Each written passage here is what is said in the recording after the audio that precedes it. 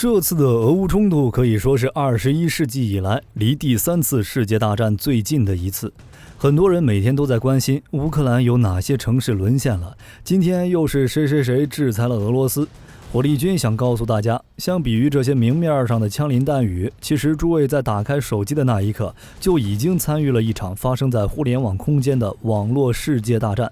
其参与人数、攻击手段、破坏程度、影响范围，丝毫不亚于现实中的真枪实弹。事实上，在俄乌冲突前，双方早就开始掐架，并进行了一场没有硝烟的较量，可谓是兵马未动，网军先行。诱发点就是1月3日联合国五常在毫无征兆的条件下发表的关于防止核战争以及避免军备竞赛联合声明。这份防核战声明就预示着即将到来的网络战争风暴。简单的讲，就是扔核弹这种事情，我们五常是严令禁止的，以后要打要闹，可以到网络空间去。现在规则定了，场地给了，于是一些寄养的就忍不住了。大概是从1月14日前后，俄乌双方的各种网络设备开始交替的出现错误，基本上都是你一拳我一脚，谁也不服谁的状态。火力军将这场网络大战的开端大致分成了2个阶段。正式交战前，乌克兰在网络空间领域似乎没有任何还手之力，相比之下，对方通过 DDoS 攻击、断网攻击、数据擦除等混合作战手段，结合网空舆论战，形成了战略威势，占据主导优势。正式交战后，乌克兰开始采用主动防御思路，通过招募全球志愿者网络联军，请求相关国家企业参与支持等多种策略。正是在网络空间领域与俄罗斯展开攻防对抗局势，现在是线上线下一起打，不分出个高低，火力军估计是结束不了了。那么究竟什么才是网络战争？真的能影响军事战场吗？神秘莫测的黑客部队是什么样的？以及我们常见的网络攻防技术有哪些？能黑掉军用卫星吗？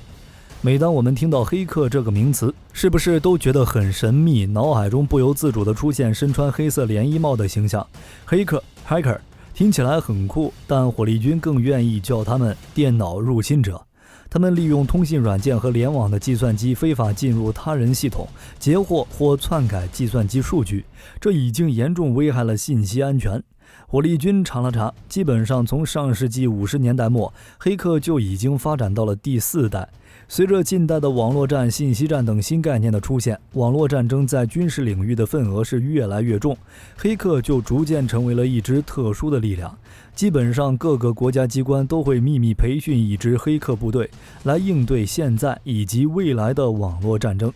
就比如俄乌的顿巴斯战争，从2014年开始，乌克兰东部和南部的俄语地区和乌克兰政府军就一直处于交战状态，原本还挺和谐，有来有往的战斗。突然在同年8月份之后，乌克兰政府军便开始一溃千里，其原本耀武扬威的炮兵部队更是损失惨重，以至于不得不在次年被迫开始停火议程。而在损失惨重的乌克兰政府军炮兵部队当中，乌军发现损失惨重的炮都是苏制的第30型122毫米牵引式榴弹炮和基于第30火炮研发的 2S1 履带式自行榴弹炮。根据乌军当时的统计，顿巴斯战争中乌军一共损失20门炮，占了总数的1/10。那你知道是什么原因使得这一款大口径榴弹炮家族在顿巴斯战争中遭受如此之大的损失？可能有人已经猜到了，没错，就是黑客，准确的说是和一款特别的手机应用程序有关。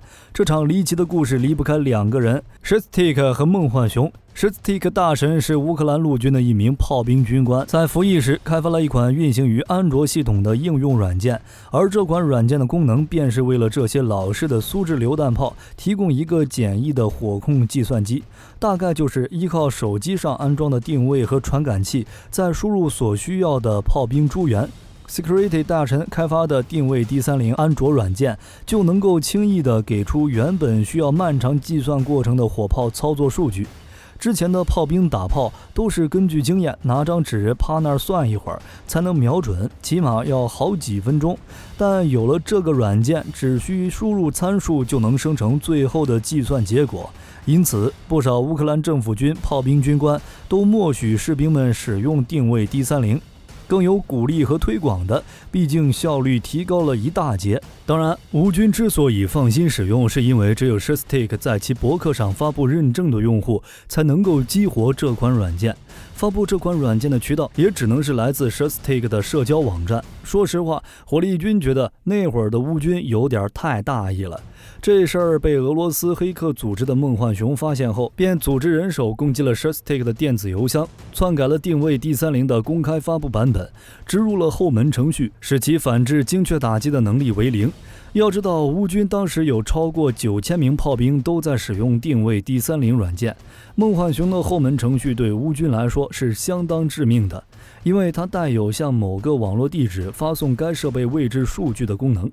这就意味着，当乌克兰炮兵使用定位 D30 进行瞄准时，俄罗斯军方就能知道这些炮兵和大炮的位置，甚至只要这软件隐藏在后台运行，这些士兵们的踪迹对俄罗斯来说一览无余。这也是为啥乌军次年被迫停火的原因之一。可见黑客在战争的辅助能力非比一般。而说起黑客，自然离不开罗伯特·泰潘·莫里斯这个传奇人物。只因在1988年11月2日向互联网上传了一个蠕虫程序，就让美军方8500台计算机感染病毒，其中6000台计算机无法正常运行，导致美国国防部战略通讯系统陷入混乱状态，直接造成经济损失1亿美元。这起恶性事件向人们展示了网络战的基本方式和威力，但也因此美国抓住灵感，首次将网络攻击手段引入战争并发挥了作用。而这次战争就是1991年的海湾战争。在开战前，美国中央情报局就派出特工，偷偷地将一块带有病毒的芯片安装到了伊拉克从法国人手中购买的防空系统使用的打印机中。在美国战略空袭开始前，美国用遥控手段激活了病毒，导致伊拉克防空指挥中心计算机系统程序错乱，整个预警系统瘫痪，直接为美军的空袭扫清了障碍。大伙儿想想，自己的日常生活是不是无论是办公还是休息，都离不开计算机和手机？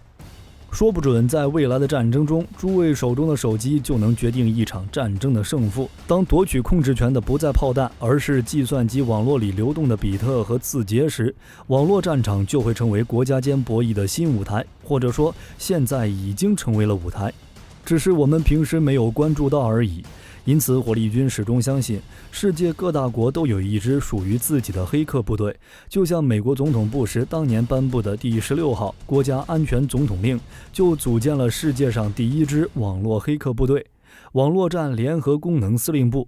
这支特殊的部队由美国中央情报局、国家安全局、联邦调查局以及其他部门的顶级电脑专家和黑客组成。所有成员的平均智商都在140分以上，因此也被戏称为140部队。除此之外，按照美国近些年的计划，美海、陆空等军种都会组建自己的网络部队，以执行战场战术安排。预计是2030年全面建设完毕。美国真不愧是掀起电子战浪潮的国家，总是打算第一个吃螃蟹。如果真的要打网络战，那美军绝对是占尽先机。美军的网络战特点是进攻优先，他们有3种样式攻击模式。一是体系破坏模式，就是通过发送计算机病毒、逻辑炸弹等破坏敌人的计算机网络系统，导致敌国指挥系统瘫痪。二是信息误导模式，就是向敌人输出假情报、假信息，可让敌人的决策和指挥出现失误。最后一种是综合模式，就是前2种方法混合使用，达到1+1大于2的效果，这叫多重杀伤功效，老阴险了。事实上，除了美国外，世界其他国家也都有积极组建黑客部队，其中俄、法、日、德等国都已经基本形成自己的网络战理论，相继成立了网络战机构和部队，并公开征召计算机人才。尤其是俄军更是将网络信息战看得极为重要，认为网络战就是未来的第6代战争，能起到与火力突击效果相同的作用。实际上，俄罗斯也是这么做的。大伙看着俄乌之间的那些事儿，其实就不难发现，俄对乌早就开始了信息作战。克里米亚危机、顿巴斯战争以及现在的俄乌战争，俄军是将信息误导、信息网络作战玩到了极致。火力军也只能感慨，俄是个玩弄人心的高手。从从美国智库兰德公司给出的报告来看，俄罗斯针对乌克兰进行过一系列误导宣传。先是从传统媒体方面，主要依靠2类俄国电台广播发放信息给乌克兰民众，一类电台主要针对中老年，尤其女性的乌克兰听众，内容主要是诉诸在前苏联治下的生活怀旧感，同时抱怨今天乌克兰种种社会生活状况的弊端，从而挑起一种以古非今的抱怨情绪。一类电台则针对乌克兰年轻一代，内容则是以时尚但充满颓废糜烂的音乐、色情甚至毒品介绍为主，从而腐蚀乌克兰年轻人。这一招还真的非常缺德。从网上社交媒体方面，则广泛开立各种乌克兰语和乌克兰境内俄语方言的群组，不光是 Facebook， 还 WhatsApp Message 之内常用 APP 群组。至于如何吸引乌克兰人加入这些群组之内，这就是俄国信息作战主管部门厉害之处。传统上，乌克兰军队和俄国军队是经常一起受训和演练的，军官培训也是交换进行。因此，俄国成立了不少类似两国军人之家、退役军人群组之类的群组，打着军人联谊的性质，平常只是用作康乐活动、军人退休生活指南、军人福利等信息交流。实际暗中会插入宣传广告，把各种俄国官方军方希望传播给乌克兰人的政治信息渐次放入群组内，潜移默化、滴水穿石来给乌克兰军人洗脑。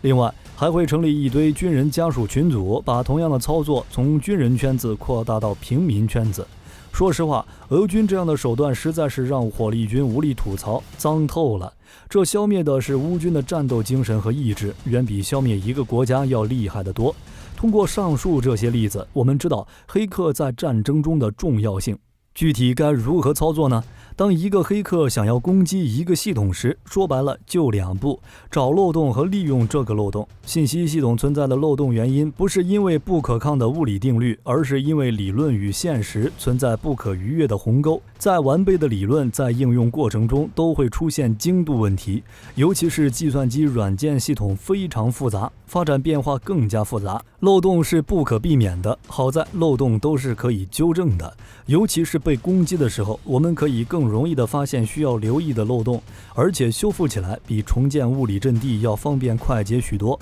网络战争一般可分为战术网络战和战略网络战，前者就是黑客利用技术手段攻击对方军事目标、军事潜力目标。战术网络战即便得手，效果也比较有限，目前无法或者很难击杀敌方人员，也无法或很难破坏敌方装备，最理想情况下也只是迷惑阻挠敌方军事系统的操作人员，并且这种效果也是非常短暂的。因此网络战只能用于对其他战争行动进行辅助支撑。同时战术网络战成本低廉，有人有电脑就可以进行操作。对美国来说，威胁最大的就是战术网络战，后者是指针对敌方国家基础民用设施进行的网络战争，影响其政府行为。只不过战略网络战很难震慑对手，没啥大用，只要对事发地区进行断网断电等物理对策，就能限制网络攻击带来的破坏。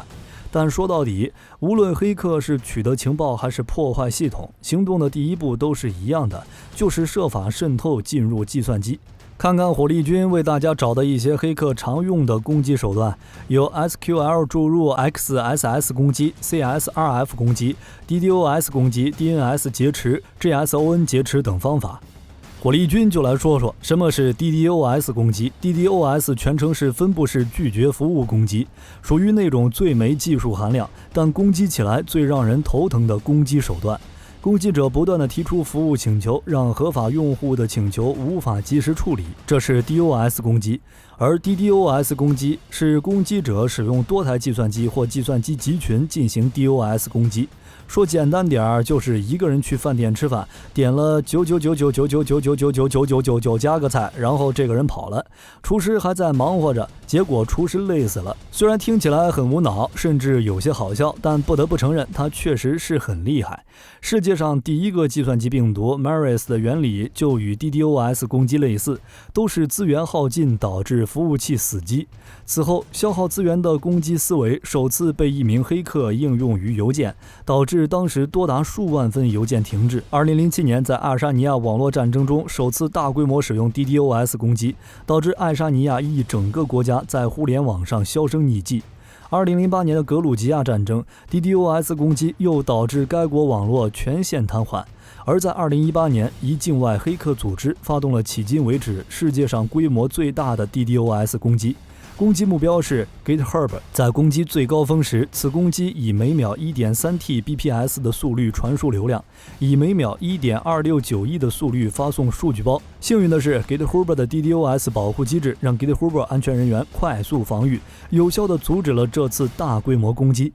技术从来都是一柄双刃剑，分布式技术既可以用来提供高可用的服务，也能够被攻击者用来进行大规模杀伤性攻击。攻击者不再局限于单台计算机的攻击能力，转而通过成规模的网络集群发起拒绝服务攻击。这种规模攻击足以让一个国家网络受到毁灭性打击。而且网络战争最大的迷雾就是溯源非常困难，如果没有证据，找到了对方很容易就能抵赖，怕就怕找错，这样反而会给自己增加一个敌人。就像第三方世界发现甲在攻击乙时，也很容易加入进来，这只会让迷雾更加浓厚。攻击来源 IP 地址所在国家，绝大部分情况下都不代表所在国用这个 IP 发动攻击，很可能是黑客的攻击跳板，并不能作为溯源的证据，因此取证更加困难。即使找到了攻击者真实身份，也很可能不能代表政府本意，可能其私自行动。至于黑客能不能黑掉军用卫星，火力军的答案是很难。